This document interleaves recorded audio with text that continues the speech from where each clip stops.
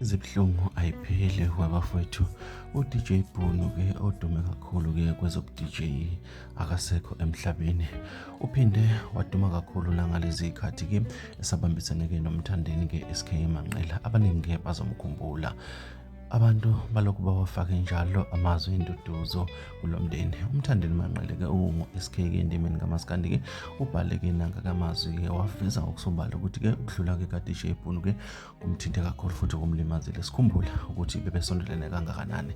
Bayawazi-ke abantu-ke umlando-ke kaMthandeni-ke no-DJ Bhunu-ke laphana-ke njengoba-ke uMthandeni ekhuluma kanje kule nkulumo eveza ngokusobala-ke ukuthi-ke kunzima kakhulu. Bafowethu, lezi zinto abazibuhlungu ishaqisa abantu abaningi ey'nkundleni zokuxhumana-ke, abanye-ke abakholwa namanje. Kodwa-ke lento ikhona futhi yenzekile. Asazi bafowethu, kuthiwa-ke uNkulunkulu owaziyo. Kodwa-ke abantu abaningi balokhu bawafake njalo-ke amazwi enduduzo emndenini-ke ka-DJ Bhunu. Bafowethu, ilezo